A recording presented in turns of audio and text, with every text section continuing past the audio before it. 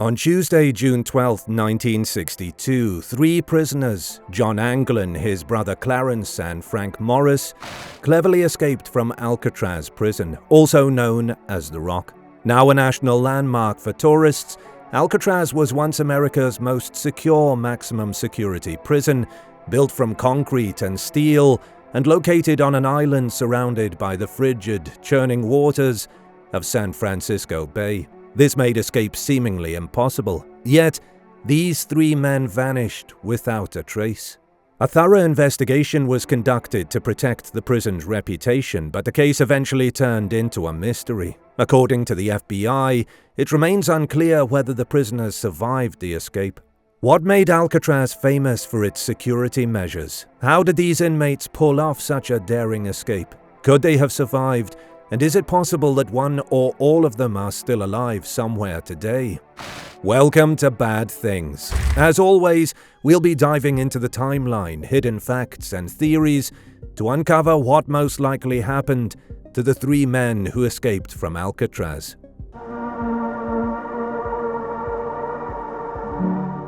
In 1929, during the worldwide economic downturn known as the Great Depression, much of the United States plunged into grinding poverty and widespread unemployment. Meanwhile, the passage of the 18th Amendment banned the manufacture and sale of alcohol, though consuming it remained legal. The law was also unclear when citizens questioned whether they could make wine at home.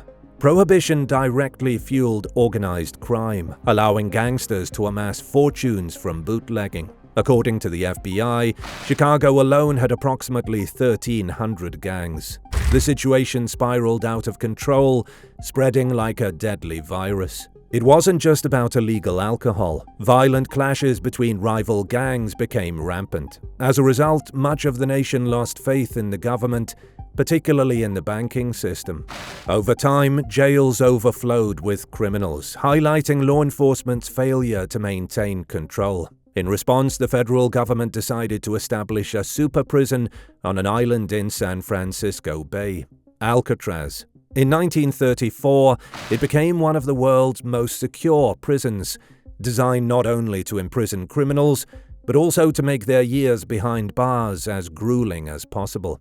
Escape was virtually unthinkable. The prison was reinforced with tougher iron bars, rigid rules, and frequent checks throughout the day to prevent any violations. Even if a prisoner managed to slip past security, they would still have to evade 6 watchtowers and scale a 20-foot barbed wire fence. And even if they miraculously overcome those obstacles, their final challenge would be the treacherous icy waters of the San Francisco Bay. The intelligent crew. Despite Alcatraz's maximum security, the prison made headlines when 3 men, Frank Morris and the Anglin brothers, pulled off a daring, nearly impossible escape.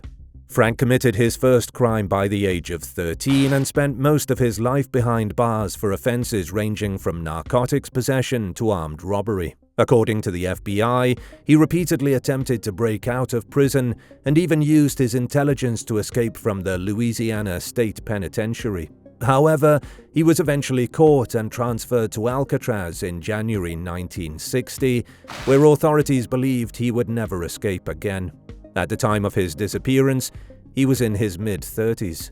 John Anglin was serving a 10-year sentence for armed robbery and was transferred to Alcatraz in late 1960. The following year, his brother Clarence joined him, serving a 15-year sentence for the armed bank robbery they had attempted together. At the time of their daring escape, both brothers were in their early 30s. Since the 3 men were assigned to adjoining cells, they had the opportunity to communicate and plan their escape during the night. The mysterious plan. So, how did the crew manage to escape? It's amazing that these 3 men were even able to get out of the prison complex itself. Alcatraz had the reputation of being the most secure prison in the country. While the mystery remains unsolved, we can analyze the scenario based on statements from the FBI and other sources. The men found an opportunity through the ventilator cover on the prison roof. They loosened the air vents at the back of their cells, creating enough space to crawl through. Due to the facility's deterioration and salt-damaged concrete, they were able to use metal spoons stolen from the dining hall to scrape away the surrounding material. To avoid detection, they cleverly concealed their progress using whatever they could find: cardboard, a suitcase, etc.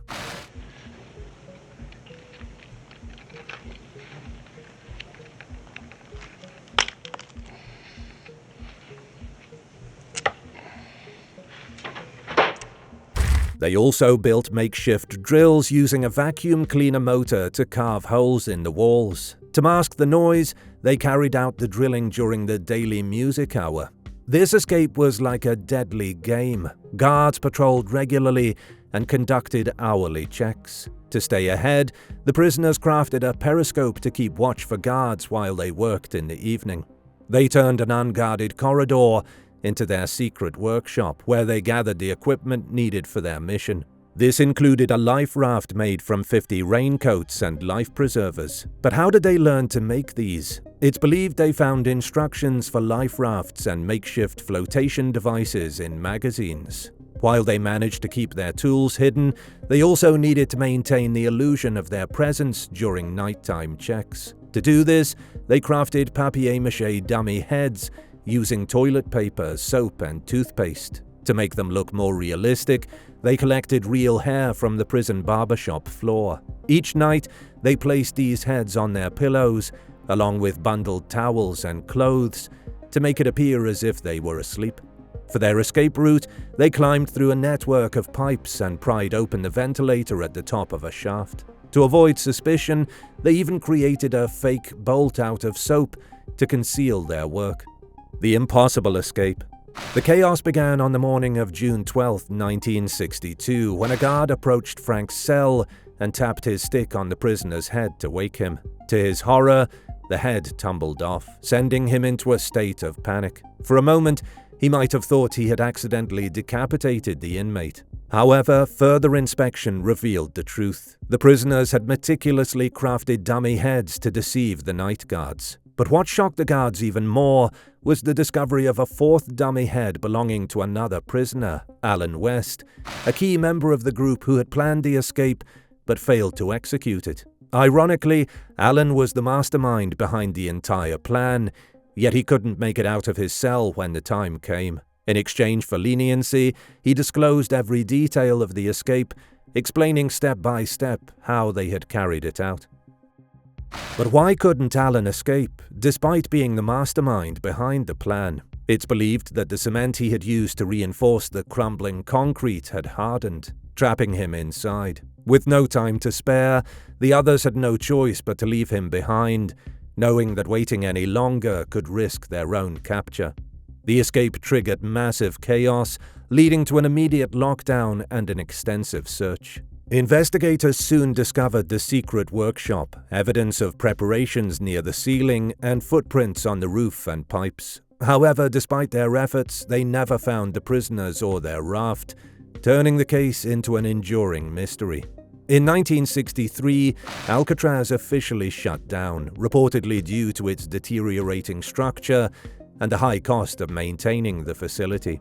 The FBI later wrote, "Despite the odds, from 1934 until the prison was closed in 1963, 36 men tried 14 separate escapes. Nearly all were caught or didn't survive the attempt. The fate of 3 particular inmates, however, remains a mystery to this day." To this day, no one knows for certain whether the escapees perished in the frigid waters or successfully made it to freedom. Let's examine both possibilities. Theory number 1. The trio didn't survive. It is possible that the men attempted to reach Angel Island, but according to the FBI, the strong currents and freezing temperatures made survival extremely difficult. In addition, steering the raft north to Angel Island was nearly impossible, since the crew had paddles but no rudder. Dutch scientists carried out a reenactment of the escape in a piece for PBS. By experimenting with a similar raft to the one the 3 prisoners had, they concluded that 2 of the prisoners were likely responsible for keeping the raft inflated, while only 1 person had to paddle. The process appeared quite challenging. If there was any disruption and the men fell into the water, they would have quickly lost consciousness due to the freezing temperatures. However, investigators did not accept this theory without further scrutiny and continued to explore evidence supporting the possibility that the prisoners survived. While many believed the trio perished, one question remained unanswered. Where were their bodies? If they had drowned during their escape, why did an extensive search fail to recover any remains? Theory number 2. Trio survived. In the book Alcatraz, The Last Escape, authors Ken Widner and Mike Lynch discuss how brothers John and Clarence Anglin escaped the prison using a makeshift raft and what they may have done to secure their freedom. Ken, the Anglin brothers' nephew, discusses their exciting abilities that could have helped them escape. For example, they enjoyed making dummies to escape their school as kids. Fred Britzi, a drug smuggler, suggested to the authors that once the escapees were towed into the middle of the bay, they likely met a boat that took them to a small airport. By the next day, they had probably reached Mexico, after which they fled to Brazil in 1964. With no concrete proof that the trio failed in their escape, they remain on the FBI's most wanted list to this day, with aged-up images depicting what they might look like now. We believe the trio pulled off one of the most successful prison escapes in history. While it has never been officially confirmed, this theory is supported by stronger evidence and statements compared to the alternative scenario. Undoubtedly, navigating the strong currents and freezing waters of the San Francisco Bay was a major challenge, but there's no definitive proof that they failed. The trio had a raft, which could have helped them successfully cross the waters. As a law enforcement person, I'd like to think that their escape attempt was not fruitful for them. Personally, as someone who swims in the bay, and we have a triathlon that goes on every year, and there's not a single person that doesn't make that swim. In 2013, someone claiming to be John Anglin sent a letter to the San Francisco Police Department. Authorities kept it confidential for 5 years before making it public. The letter read, "My name is John Anglin. I escaped from Alcatraz in June 1962. Yes, we all made it that night, but barely."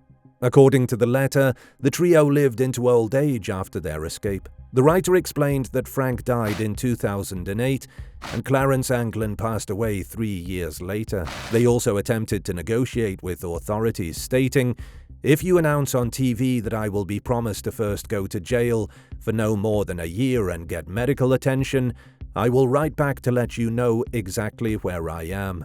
This is no joke. While FBI lab results could not definitively match the handwriting of any of the escapees, the letter remains a compelling piece of evidence supporting the survival theory.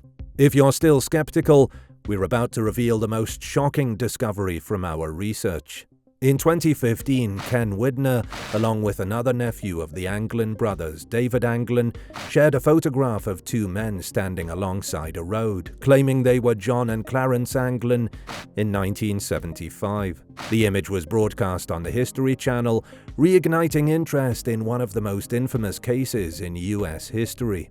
Ken explained that the picture was received from Fred in 1992. Ken's mother was so attached to the photo that she kept it in her collection for all those years. Art Roderick, a retired US Marshal and lead investigator on the case, examined the photo and told the family it was very likely that the men in the image were the Anglin brothers. Additionally, it's believed that the brothers attended their mother's funeral in Florida in 1973, disguised as women. So we firmly believe the trio's escape was successful, defying all odds. While they are officially remembered as criminals, many admire their intelligence, determination, and resilience, seeing them as unexpected folk heroes. What do you think? Let us know in the comments.